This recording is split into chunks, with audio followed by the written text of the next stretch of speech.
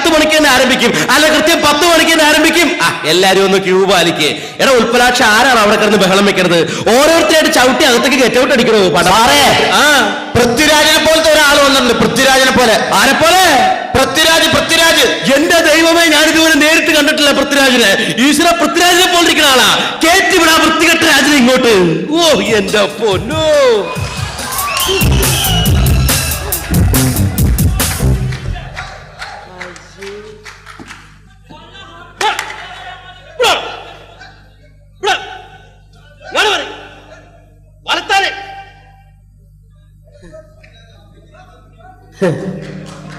ഇതെങ്ങാനും കടിക്കുക.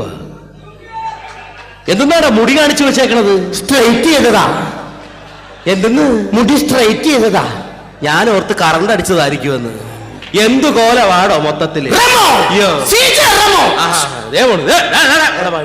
ഇത് സീജറമോ അല്ല, പിന്നെ ഇതിന്റെ പേരാണ് ചിത്തഭ്രമം.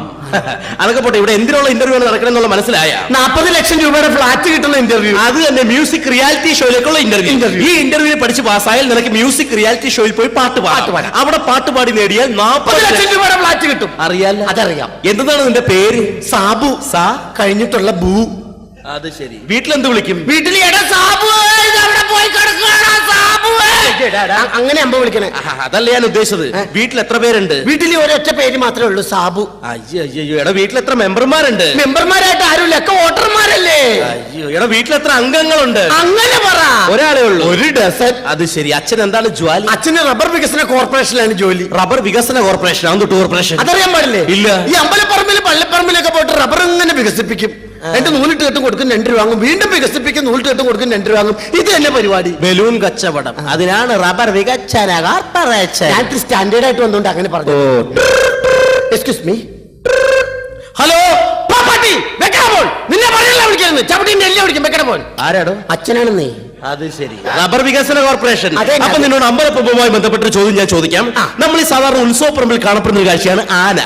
ഏത് ഉത്സവപ്പറമ്പിൽ ചെന്നാലും ആനയെ കാണാം. ഈ ഉത്സവപ്പറമ്പിൽ നിൽക്കുന്ന ആനയുടെ കണ്ണിൽ നിന്നും എന്തുകൊണ്ടാണ് കണ്ണുനീരിങ്ങനെ ഒഴുകുന്നത്? അതറിയാൻ പാടില്ലേ? ഇല്ല. എന്റെ പൊന്നു സാറേ, അമ്പലപ്പറമ്പിലും പള്ളിപ്പറമ്പിലും ഒക്കെ എന്തോരെ കിളികിളി പോലത്തെ സുന്ദരിമാരായ പെൺപിള്ളേരെ വന്ന് നിക്കണേ. അതിന്റെ ഇടയിൽ ആന മാത്രം കറുത്തുരുണ്ട് കരിക്കട്ട പോലത്തെ ഒരു സാധനം.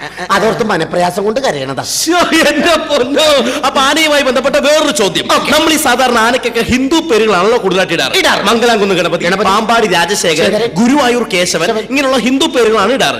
എന്തുകൊണ്ടാണ് ആനയ്ക്കൊരു ക്രിസ്ത്യൻ പേര് ഇതുവരെ ആരും ഇടാത്തത്? വേണമെങ്കിൽ ഇടാം. എങ്ങനെ? ഗുരുവായൂർ മത്തായി, ഗുരുവായൂർ വർഗീസ് എന്നൊക്കെ വേണമെങ്കിൽ ആനയ്ക്ക് ഇടാം. പക്ഷെ ഏത് പാത്രത്തിൽ കൊണ്ട് ഇതിനെ മാമോദിസ മുക്കും? പാത്രം വേണ്ടേ? അങ്ങനെ. ഈ സംഗീതവുമായി എന്താണ് ബന്ധം? ഒരു ബന്ധമില്ല. അവക്കടെ അനിയത്തി രഞ്ജിനിയായിട്ട് ചെറിയൊരു ബന്ധമുണ്ട്. അയ്യോ, ഞാൻ ഉദ്ദേശിച്ച ഖത്തറിലെ സംഗീതമല്ല. പിന്നെ സംഗീതം, പാട്ട്, മ്യൂസിക്. പാട്ട് എന്റെ ദൈവമേ, ഞാൻ ഒടുക്കത്തെ പാട്ടുകാരനല്ലേ. ഏത് ടൈപ്പിലുള്ള പാട്ടുകളാണ്? പോപ്പാണോ, റോക്കാണോ, മലയാളമാണോ, തമിഴാണോ? ഇതൊന്നുമല്ല. ഞാൻ സ്വന്തമായിട്ട് എഴുതി സ്വന്തമായിട്ട് പാടുന്ന പാട്ടുകളാണ് പാടാറ്. സ്വന്തമായിട്ട് എഴുതി സ്വന്തമായി പാടുന്ന പാട്ടുകൾ. ഇവിടെ ഏത് പാട്ടാണ് പാടാൻ പോകുന്നത്? എന്റെ വീട്ടിലാണെങ്കിൽ അയൽക്കൂട്ടോ കുടുംബശ്രീ ഒക്കെ നടക്കണേ. അയൽക്കൂട്ടം. അപ്പൊ അവരെ കണ്ടുകൊണ്ട് ഇതിന് പാട്ട് പാടാം. അയൽക്കൂട്ടത്തെ കണ്ടുകൊണ്ട് എഴുതിയ പാട്ട്. ഓക്കെ, അയൽക്കൂട്ടം പെണ്ണുങ്ങൾ കമ്മറ്റി കൂടുമ്പോൾ ചൂലും കൊണ്ടോടി വാ ശാന്തേവാ. സീരിയൽ തുടങ്ങുമ്പോൾ കമ്മറ്റി നിർത്തിക്കോണം കൊലക്കെ കൊണ്ടോടി വാ ശാന്തേവാ. ശാന്തേവാ, ശാന്തേവാ. എങ്ങനെയുണ്ട്? അടിപൊളി, സൂപ്പർ. ഓക്കെ. നീ പാടി തുടങ്ങിയപ്പോ ഒരു ടെമ്പോ വന്നായിരുന്നു. പക്ഷെ പാടി തീരാറായപ്പോ വന്ന ടെമ്പോ അങ്ങോട്ട് പോയി. പൊക്കോട്ടെ, ഞാൻ ബസ്സിന് പൊക്കോളാം. സംഗതികൾ കംപ്ലീറ്റ് പുറത്തായിരുന്നു. എവിടെ പോണ്? മാന്യനാന്ന് വിചാരിച്ചെന്നിട്ട് പറഞ്ഞത് കേട്ടോ. എടോ, ഞാൻ അതല്ല ഉദ്ദേശിച്ചത്. ഈ സംഗീതത്തിന്റെ മദനി, ആ മദനിയില്ലേ, ആ മദനി വന്നില്ല. മദനി വരൂല്ല. പുള്ളീനെ പരിപാടിക്ക് വിളിച്ചിട്ടില്ലല്ലോ. നിന്നോട് കുറച്ച് ജനറൽ നോളജ് ചോദ്യങ്ങളൊക്കെ എന്നോട് ചോദിക്കാം. നമുക്ക് ആ ലോഡ്ജ് താമസിക്കാനുള്ള കപ്പാസിറ്റി ഒന്നും ഇല്ലാട്ടാ. യാത് lodge? General lodge. General lodge അല്ല, ജനറൽ നോളജ്, പൊതുവിജ്ഞാനപരമായ ചോദ്യങ്ങൾ. ഒന്നാമത്തെ ക്വസ്റ്റ്യൻ. നമ്മുടെ ഈ ഭൂമിയിലേക്ക് ആദ്യമായിട്ടൊരു കുട്ടി ജനിച്ചു വീഴുമ്പോൾ എന്തുകൊണ്ടാണ് ആദ്യം അമ്മേ എന്ന് വിളിച്ച് കരയുന്നത്? അതിന്റെ അച്ഛനാരാന്നറിയാൻ പാടില്ലാത്തോണ്ട്. സമ്മതിക്കണം. ഇല്ലെങ്കിൽ ഞാൻ സമ്മതിക്കൂല. അതാണ് അടുത്ത ചോദ്യം. താനിങ്ങനെ ഒറ്റയ്ക്ക് നടന്നൊരു കാട്ടിലേക്ക് പോകുന്നു. കാട്ടിൽ പോകുന്നു. പെട്ടെന്ന് തന്റെ മുമ്പിലേക്ക് ഒരു സിംഹം ചാടി വീഴുന്നു. ചാടി വീഴുന്നു. അപ്പോൾ താൻ എന്ത് ചെയ്യും? അപ്പോൾ നമ്മൾ ഒന്നും ചെയ്യണ്ട, എല്ലാം സിംഹം വന്ന് ചെയ്തിട്ട് പൊക്കോളും. വെറുതെ നിന്നോർത്താ മതി. എന്റെ പൊന്നോ. അടുത്തത് വ്യത്യാസം പറയുക. പറയാം. നമ്മൾ സാധാരണ കഴിക്കാറുള്ള ആഹാര പദാർത്ഥങ്ങളാണ് സാമ്പാറും രസവും. സാമ്പാറും രസവും. ഈ സാമ്പാറും രസവും തമ്മിലുള്ള പ്രധാന വ്യത്യാസം എന്താണ്? പറയട്ടെ. പറ. സാമ്പാർ കഴിച്ചാൽ നല്ല രസം കിട്ടും, പക്ഷെ രസം കഴിച്ച ഒരൊറ്റ സാമ്പാർ പോലും കിട്ടൂല.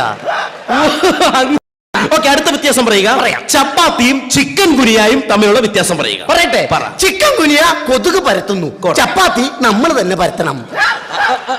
മിടുക്കൻ. അടുത്തത് ക്രിക്കറ്റുമായി ബന്ധപ്പെട്ട ചോദ്യം. എന്റെ ദൈവമേ, എനിക്ക് എന്നാ ഇഷ്ടമുള്ള കളിയാണെന്ന് അറിയാമോ? ക്രിക്കറ്റാ? പിന്നെ എങ്ങനെ? ഇന്നലെ കൂടി ഞാൻ 3 ഗോൾ അടിച്ച്. എടാ, ഈ ഗോളൊക്കെ അടിക്കുന്ന ടെന്നീസിലല്ലേ? അപ്പൊ കബഡിയുടെ കാര്യമല്ലേ പറയുന്നത്? എന്തെങ്കിലും ആവട്ടെ, ക്രിക്കറ്റ്. നമ്മുടെ ഇന്ത്യൻ ക്രിക്കറ്റ് ടീമിലെ ഏറ്റവും വേഗതയേറിയ കളിക്കാരൻ ആരാണ്? സച്ചിൻ ടെണ്ടുൽക്കർ. Correct answer. വളരെ ശരിയാണ്. എങ്ങനെയാണ് ഉത്തരം കിട്ടിയത്? കളിക്കാനായിട്ട് ഗ്രൗണ്ടിട്ട് പോണേ കാണാം, അപ്പൊ തന്നെ തിരിച്ചു പോണേ കാണാം. ഇത്രയും വേഗത ഞാൻ ഒരാൾക്കും കണ്ടിട്ടില്ല. എന്റെ പൊന്നോ, സമ്മതിക്കണം. ഇല്ലെങ്കിൽ ഞാൻ സമ്മതിക്കൂല. അതാണ്. അടുത്ത സ്പോർട്സുമായി ബന്ധപ്പെട്ട വേറൊരു ചോദ്യം. ഒരിക്കൽ ഒരു വേൾഡ് കപ്പിൽ നമ്മുടെ ഫുട്ബോളിൽ വിജയം നേടിയപ്പോൾ അന്നത്തെ ഫുട്ബോൾ താരം മറഡോണ സ്വന്തം ജേഴ്സി, അതായത് സ്വന്തം ഉടുപ്പ് ഇങ്ങനെ ഊരിയിട്ട് ആകാശത്തിലിട്ട് വട്ടം കറക്കി വിജയം ആഘോഷിച്ചു. ജയിച്ചപ്പോൾ ഉടുപ്പിങ്ങനെ ഊരിയിട്ട് അതുപോലെ ഇനി അടുത്ത കാലത്ത് 2020 വേൾഡ് കപ്പിൽ നമ്മുടെ ഇന്ത്യൻ ടീം വിജയിച്ചപ്പോൾ ഇന്ത്യൻ ക്രിക്കറ്റ് താരം ധോണി സ്വന്തം ജേഴ്സി ഇതുപോലെ ഇങ്ങനെ ഊരിയിട്ട് ആകാശത്തിലിട്ട് വട്ടം കറക്കി വിജയം ആഘോഷിച്ചു. ഇതുപോലെ ഏതെങ്കിലും സ്പോർട്സ് താരം വിജയിക്കണം എന്നതിന് എനിക്ക് ആഗ്രഹമുണ്ടോ? ആഗ്രഹം ഉണ്ടോന്നോ? പറയട്ടെ. എന്റെ ദൈവമേ, ആ വിംബിൾട്ടൺ എന്നാണാവോ സാനിയ മിർസ ഒന്ന് ജയിക്കുന്നത്? പുതിയ നിസ്സാരമല്ല. ഇങ്ങോട്ട് വാ. അടുത്തത് PT ഉഷയുമായി ബന്ധപ്പെട്ട ചോദ്യം. ഈ PT ഉഷ എന്ന കളിക്കാരിക്ക് ഏത് കളിയിലാണ് സ്വർണം കിട്ടിയത്? തുമ്പിതുള്ളല. കബഡിയാ? PT ഉഷ. എടാ, ഒരു ക്ലൂ അങ്ങോട്ട് തരാം. ക്ലൂ പറഞ്ഞാൽ ഞാൻ ഇപ്പൊ പറയുമല്ലോ. നമ്മൾ കുറച്ചുപേര് ചേർത്ത് ഇങ്ങനെ ചീട്ട് കളിച്ചുകൊണ്ടിരിക്കും. ഈ ചീട്ട് കളിക്കുന്ന സമയത്ത് അങ്ങോട്ട് കുറെ പോലീസുകാർ വരുന്നു. ഈ പോലീസുകാരെ കാണുമ്പോ ചീട്ട് കളിക്കുന്ന നമ്മൾ എന്ത് ചെയ്യും? ഓടും. ഓട്ടം. അപ്പൊ ഏത് കളിയിലാണ് PT ഉഷയ്ക്ക് സ്വർണം കിട്ടിയത്? ചീട്ടുകളി. അറിയാം, അതുകൊണ്ടാണ് പറഞ്ഞത്. ഇതാണ് പറയണത്. മനസ്സിൽ ഭയഭക്തി ബഹുമാന ചിന്ത എന്തെങ്കിലും ഇങ്ങനെയുള്ള കാര്യങ്ങൾ പറയാൻ പറ്റത്തുള്ളൂ. എന്റെ പൊന്ന് സാറ്, നല്ല ഭയഭക്തി ബഹുമാന ചിന്ത. ഞാൻ ഇങ്ങോട്ട് പോകുന്നപ്പോ ശബരിമല ശാസ്താവിനെ പ്രാർത്ഥിച്ചിട്ട് എടാ, ഇതുപോലെ പ്രാർത്ഥിച്ചാ പോരാ. സന്നിധാനത്തിനെ പോലെ അസലായിട്ട് ശരണം വിളിക്കാൻ പഠിക്കണം. ഞാൻ വിളിക്കാം. ശരണം വിളിച്ചാൽ മാത്രമേ ഇതുപോലെ ശാസ്താവ് കേൾക്കുള്ളൂ. ഞാൻ വിളിക്കാം. എടാ, കേരളക്കരയിൽ ശരണം വിളിക്കുന്ന ഉസ്താദാണ് ഞാൻ. അതിന് ഉസ്താദാണ് ഞാൻ. ഓക്കെ. ഞാൻ ശരണം വിളിക്കുമ്പോൾ ഏറ്റു വിളിച്ചോളൂ. ഓക്കെ. സ്വാമിയേ അയ്യപ്പോ സ്വാമിയേ, കെട്ടും കെട്ടി ശബരിമലയ്ക്ക് ആരെ കാണാൻ? സ്വാമിയെ കാണാൻ. സ്വാമിയെ കണ്ടാൽ മോക്ഷം കിട്ടും. മോക്ഷം കിട്ടിയാൽ പോക്കും നിർത്തും. എന്തെന്ന്? പോക്കും നിർത്തുന്നു. എന്തിന്? അല്ല, സ്വാമി ഒരു ഉപകാരം ചെയ്ത പിന്നെ ബുദ്ധിമുട്ടിക്കാൻ പാടില്ല. ഇതാണ് പറയണത്. നീ ഇവിടെയെങ്കിലും ജനിക്കേണ്ടവരല്ല, പിന്നെ ജനിക്കേണ്ടവനേ അല്ല. ഇത് പറയുമ്പോ എന്താ സാറിന് ഒരു വിഷമം? വിഷമം മനസ്സിലായി. എടോ, എങ്ങനെ വിഷമിക്കാണ്ടിരിക്കും? എന്റെ കല്യാണം കഴിഞ്ഞിട്ട് 5 കൊല്ലമായി. ഇതുവരെ എനിക്കൊരു കുഞ്ഞിക്കാലി കാണാനുള്ള ഭാഗ്യം ഉണ്ടായിട്ടുള്ള കുട്ടികളില്ല.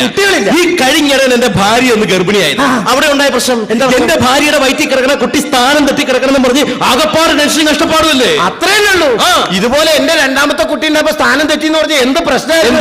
എന്നെ തല്ലി ചമ്മന്തിയാക്കി പോലീസ് സ്റ്റേഷനിൽ കയറ്റി. കുട്ടി സ്ഥാനം തെറ്റി കിടക്കാന്ന് പറഞ്ഞാൽ സ്വാഭാവികമായിട്ട് സംഭവിക്കുന്നത്. അത് തല്ലണ്ട കാര്യം. എന്നെ തല്ലി സാറേ. കുട്ടിയല്ലേ, പ്രസവം അല്ലേ, സ്ഥാനം അല്ലേ, ചിലപ്പോ തെറ്റും. അത് തല്ലണ്ട കേസ് എന്താണ്? എന്നെ തല്ലിയില്ലേ? ഞാൻ അറിയാൻ മേലഞ്ഞിട്ട് ചോദിക്കണം. ഈ കുട്ടി സ്ഥാനം തെറ്റിക്കിടന്ന് പറഞ്ഞില്ല, ഇടത്തോട്ടാണോ വലത്തോട്ടാണോ സ്ഥാനം തെറ്റിക്കിടന്നത്? ഇടത്തോട്ടും വലത്തോട്ടും ഒന്നല്ല സ്ഥാനം തെറ്റിക്കിടന്നത്. പിന്നെ എന്റെ ഭാര്യയുടെ വയറ്റിൽ കിടക്കേണ്ട കുട്ടി സ്ഥാനം തെറ്റി വേലക്കാരിയുടെ വയറ്റിൽ കിടന്ന് അതിന്റെ ഒരു ചെറിയ പ്രോബ്ലം വന്നപ്പോ